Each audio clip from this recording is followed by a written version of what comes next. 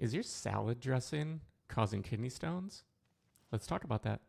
We are here with a listener question talking about salad dressing.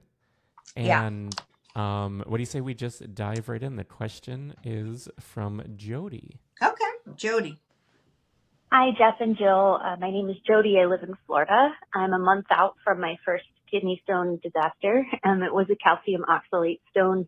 I am subscribed to your meal plan. Love everything you do. My question is related to salad dressing. So even before the stone, I already cook 90% of my meals at home. I eat pretty healthy.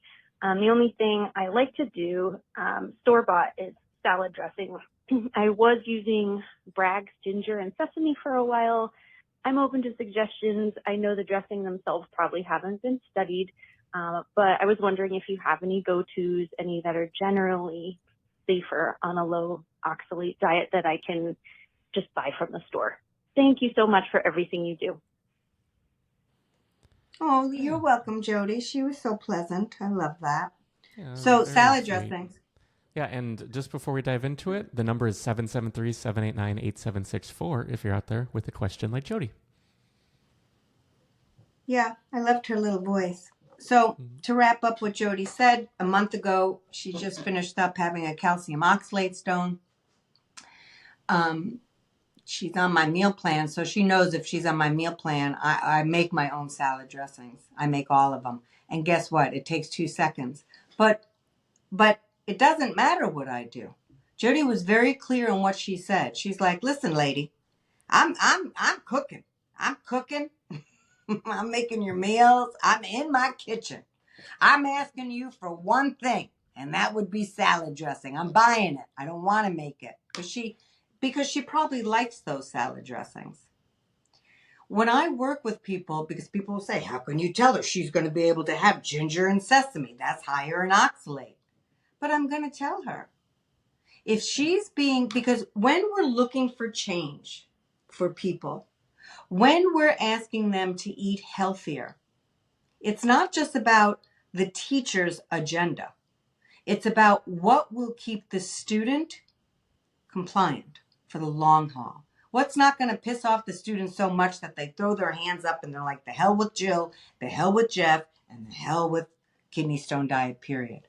I want to keep people in the game so they feel good about themselves. So when they look down on their plate, they're like, "I'm the luckiest gal or boy around. I love my food." There's not a time where I look at my plate and I'm like, I love the food I make. People in that meal plan love the food I make because it's simple, it's satisfying, it's good. It has something for everybody in there. But she's saying, "Look, I'm working it, girl. But I want this store-bought salad dressing." And I know that none of these salad dressings have been studied. What do you think? Do you have any suggestions? I don't really care too much about the oxalate in salad dressings simply because hopefully you're using smaller portions. Okay? I would, of course, tell you not to use spinach dressings. If there's spinach in there, get rid of that. But ginger is on the higher side for oxalate. Sesame seeds are on the higher side for oxalate. But I would ask her if she and I were having a coffee together, I would say, "So how much are you using?"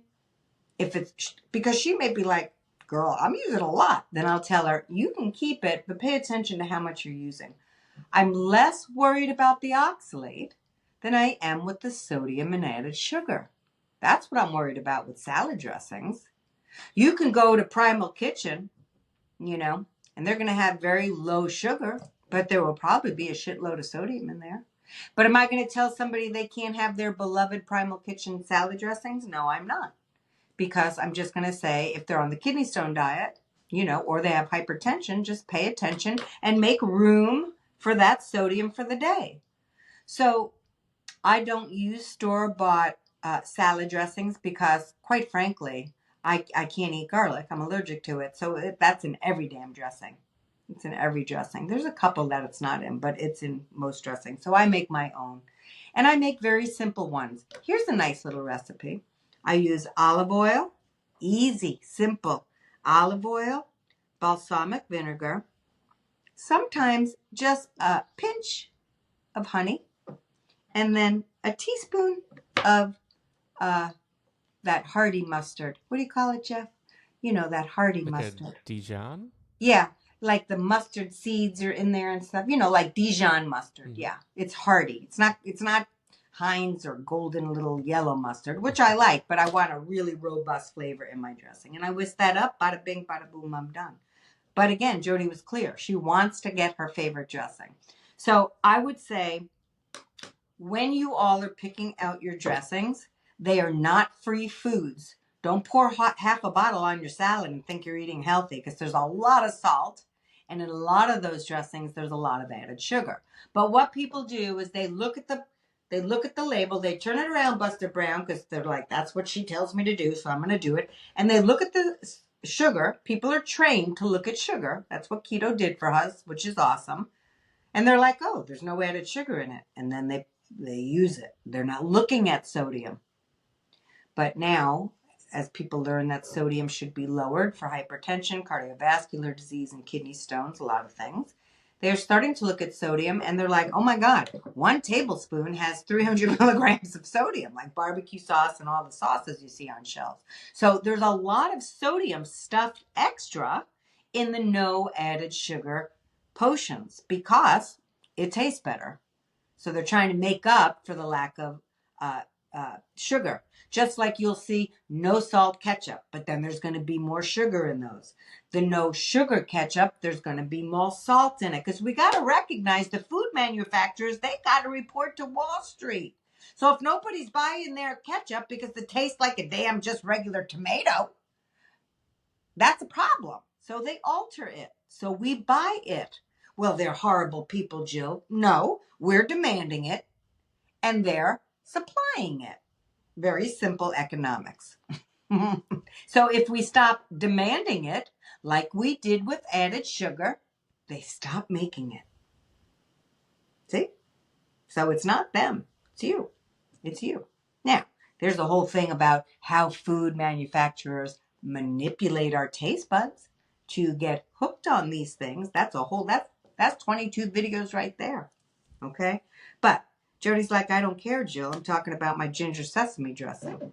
I would say, Jody, it sounds like, but I would ask more questions if I were sitting with you. It sounds like you're very compliant. If you're using my meal plan, you have total room for some oxalate in your dressing if you're using normal amounts. I'm more worried about the sodium.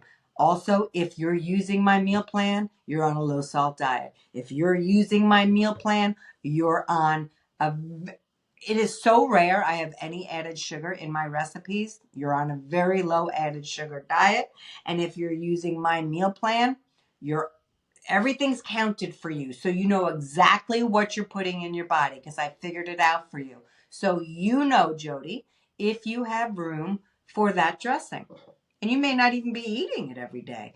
So I don't have any recommendations, because I do make all my own dressings, but you sound educated. You sound ready to roll with this stuff. So I'm going to ask you to stay away from spinach ones. Do pay attention to the sodium, obviously. Sesame seed and ginger. Look at where they fall on the ingredient list, too, by the way. The lower they are, the less of that is in the product, too.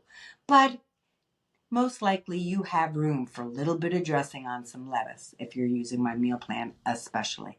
Or if you're following the kidney stone diet goals, not on the meal plan. You'll have room for that. I'm not worried about it. If you're using a little bit of dressing to get some vegetables or salad and vegetables in your mouth, then that's what we got to work with, folks, because she's saying she likes it. Go ahead, Jeff. What were we going to say? Oh, no. Were you going to say something? Oh, no. I was just going to mention that, with the meal plans, it is just so valuable.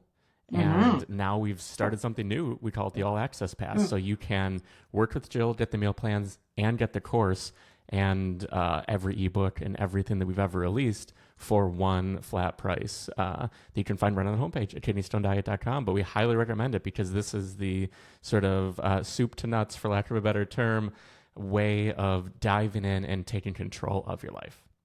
Every service on the website is part of that $48 a month thing from what he said: cookbooks, group accountability calls, the kidney stone prevention course, the smoothie book, the snack book, all of the things, the meal plan. So, and also what comes with that is you get I think it's a 20% discount on all private consults. That's a huge thing for $48 a month. You could say, well, that's stupid because I'm going to cancel it after the first month. Do whatever you need to do. We're giving this stuff away, folks. We want you to get educated. So yes, $48 a month. All the things that we just said are hundreds of dollars added up. You're going to get it for $48 a month. And once you cancel, all those products go away then too. So you know. Okay. So, but that we haven't even advertised that, but that's right on the homepage. Yeah, we want to just simplify everything. So you can just dive in. You can work with Jill in the group setting, the group coaching, and you can do your self-guided course. You can do the self-guided meal plans and all of it. But yeah, I think with that, we'll wrap. Thank you, Jody, for your question. If you're out there with a question, the number again is 773-789-8764. And you can find everything you need at kidneystonediet.com. Thank you, Jody. You just had the most nicest voice ever. Thank you. Yeah, she really did. See you next week. She did. Bye, guys.